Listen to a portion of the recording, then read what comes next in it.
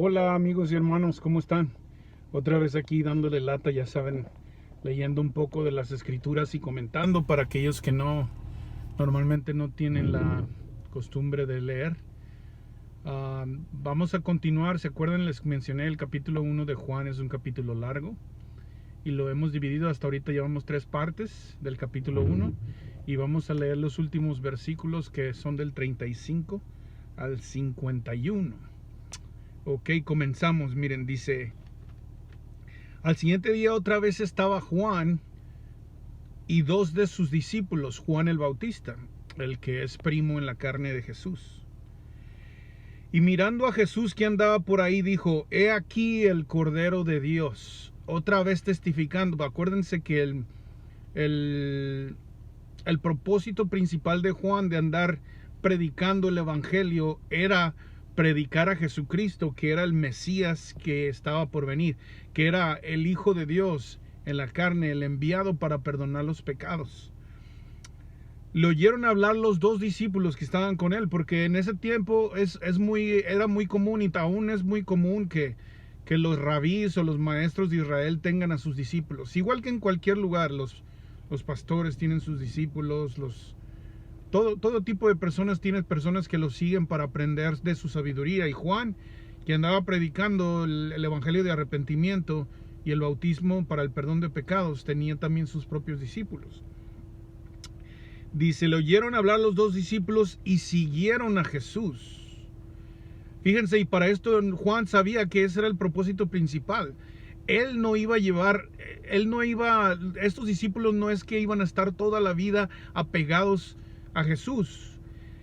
Ese es el trabajo de nosotros también como hijos de Dios, de discipular a los pueblos, pero no para que se mantengan debajo de ti, sino para que crezcan. Es como un papá, los tienes cierto tiempo, los educas, los enseñas a valerse por sí mismo, a trabajar por su cuenta, y llega el punto donde tienen que volar por sus propias alas, tienen que empezar a vivir el evangelio por ellos mismos. Y en este caso los discípulos de Juan habían llegado al punto donde ya habían entendido todo lo que Juan les había predicado, y ellos también esperaban a este Mesías, y al ver finalmente en la carne a aquel Mesías del que les hablaba él, decidieron seguirlo. Y volviéndose Jesús, porque iban los discípulos de Juan atrás de él, y viendo que le seguían, les dijo: ¿qué buscáis? Ellos le dijeron: Rabí, que traducido es maestro. Esa palabra rabí es maestro. ¿Dónde moras o dónde vives? Y Jesús les dijo: venid y ver. Fueron y vieron dónde moraba, dónde vivía. Porque muchas veces hay una escritura donde dice que el Hijo del Hombre no tiene un lugar donde poner su cabeza. Tenemos que ver la Biblia en contexto, porque en este momento específico estaban en la ciudad donde vivía Jesús, y tenía lógico, vivía con sus padres, tenía una casa, entonces tenía un lugar donde quedarse. Y ahí los invitó y los trajo, y ellos vieron donde él vivía, donde él moraba, y se quedaron ahí aquel día porque era como la hora 10ª. La hora 10ª es las 3 de la tarde, dice la palabra que era, si no me equivoco, era la hora 6ª. Entonces la hora 10ª era como las 7 de la tarde. Se los voy a averiguar muy bien, pero creo que eran las 7 de la noche. Y entonces pues ya era tarde y ya se quedaron con él, dice ahí. Andrés, hermano de Simón Pedro, era uno de los que habían oído a Juan y habían seguido a Jesús. La primera persona que siguió a Jesús era Andrés, que era hermano de Pedro, el que nosotros conocemos como San Pedro, como el apóstol Pedro. Pero su nombre original era Simón. Después Jesús le cambia el nombre. Y Dios tiene esa tendencia a cambiarte el nombre, porque muchas veces el nombre que tenemos, el nombre de pila, o el nombre que nos pusieron, representa nuestra vida pasada. Y la Biblia dice que cuando lleguemos al cielo hay un nombre nuevo para cada uno de nosotros. Dios nos va a cambiar el nombre y nos va a poner un nombre glorioso. Nos va a dar un nombre nuevo a cada uno de nosotros, un nombre glorioso. Dice otra vez: Andrés, hermano de Simón Pedro, era uno de los que habían oído a Juan y había seguido a Jesús. Este halló primero a su hermano Simón, o Pedro, para que no se confundan. Muchas veces la Biblia menciona a Simón y muchas veces menciona a Pedro, y es la misma persona. y le dijo: hemos hallado al Mesías, que traducido es el Cristo. Y yo les hablé anteriormente que la palabra ungido, la palabra es en español, Mesías es en hebreo y Cristo es en griego, pero las tres significan ungido. Entonces cuando decimos nosotros Jesucristo, estamos diciendo Jesús el ungido. Si decimos Jesús el Mesías, estamos diciendo Jesús el ungido. Es exactamente lo mismo. Y le trajo a Jesús, y mirándolo Jesús dijo: tú eres Simón, hijo de Jonás, tú serás llamado Cefas, que quiere decir Pedro. Acuérdense, en ese tiempo ellos hablaban también otro idioma. El Cefas, Simón, que es Pedro, en el idioma original, cuando le hablaba a Jesús, le puso Cefas, que traducido es Pedro, Peter, que es en griego. Acuérdense, en ese tiempo está raro esos tiempos, porque el imperio que dominaba era Roma, era el imperio romano, pero el idioma principal era el griego. Pero cada pueblito con Jesús hablaban hebreo y arameo, una mezcla. Entonces a veces en la Biblia tiene así el nombre original o el nombre griego, el nombre hebreo, pero no se confundan. Era Simón, Pedro y Cefas es la misma persona, es el apóstol Pedro. Dice el siguiente día quiso Jesús ir a Galilea y halló a Felipe y le dijo: sígueme. Quiero decirles algo, que Jesús no nada más escogía al azar, y tampoco Jesús escogía a personas que eran o muy inteligentes o muy estudiadas. Ese no era la definición. Jesús sabía el corazón y Él escogía basado en el corazón de la persona. Él entendía en dónde estaban, y no era por el nivel de conocimiento bíblico ni nada por el estilo. Porque podemos ver a dos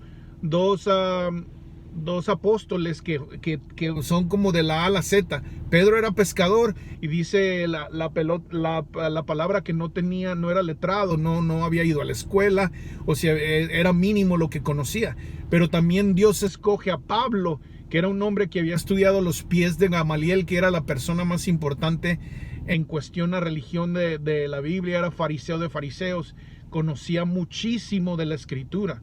Entonces no es la importancia de que conozcas o no conozcas, no es la importancia de tu pedigrí o tu familia, es la importancia de lo que veía Jesús en el corazón de cada persona. Entonces cuando vio a Felipe, le dijo: Felipe, sígueme.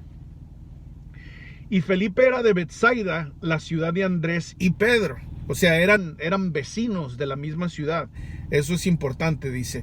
Felipe entonces halló a Natanael. Es que es lo que nos pasa. Yo no sé si te has dado cuenta. A veces nos critican a los cristianos, a los aleluyas, nos dicen, porque todo el tiempo le estamos tratando de decir a la gente: ven, acércate a Cristo, ven, acércate a Jesús. Y la gente dice: ya me tienes enfadado. Pero cuando tú encuentras un tesoro como es esto de la vida eterna, quieres dárselo a conocer a tu familia, quieres dárselo a conocer a tus amigos. En este caso, si notas, cada uno de los que conocían a Jesús rápidamente iba y se lo decía a sus hermanos, a sus amigos, a sus conocidos. Y sigue diciendo, Felipe y Natanael, y le dijo: hemos hallado aquel día quien escribió Moisés en la ley, así como los profetas, a Jesús, el hijo de José de Nazaret. Es bien importante que en la Biblia, más adelante te vas a dar cuenta, vamos a estudiar a todos los personajes de la Biblia, les dice que de qué ciudad eran, de qué sección eran, porque también a veces hay mucha confusión, pero es importante conocer la ciudad de donde eran, porque cada ciudad en la Biblia, cada nombre tiene un significado, cada ciudad tiene un significado, y son unos significados importantes, como que lo sacó de ese lugar, como por decirlo. Te pongo un ejemplo: Judas Iscariote. Nosotros conocemos, él es el que vendió al Señor Jesús, y lo vamos a ver más adelante, pero él se llamaba Judas, que era de un pueblo de Iscariot. O sea, Judas Iscariote es como decir: yo vivo en Melrose Park, Julio de Melrose Park o Julio de México. No era su apellido, era la localidad. María Magdalena era María de Magdala, es una ciudad en Israel, Magdala. Entonces eso es importante, define quiénes las personas. Dice: cuando Jesús vio a Natanael, se le acercaba y dijo de él: he aquí un verdadero israelita en quien no hay engaño. le dijo Natanael, ¿de dónde me conoces? Porque nunca lo había visto, ¿verdad? Respondió Jesús y le dijo, antes de que Felipe te llamara, cuando estabas debajo de la higuera, te vi. Antes de que tú te acerques a Jesús, Jesús ya está tocando tu corazón.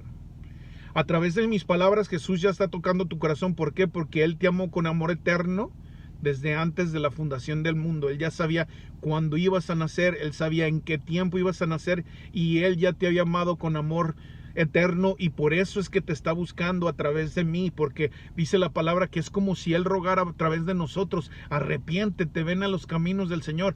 Hay un número limitado para los gentiles. Cuando llegue la plenitud de los gentiles, entonces se va a acabar esta dispensación de la iglesia, ya no va a haber más iglesia.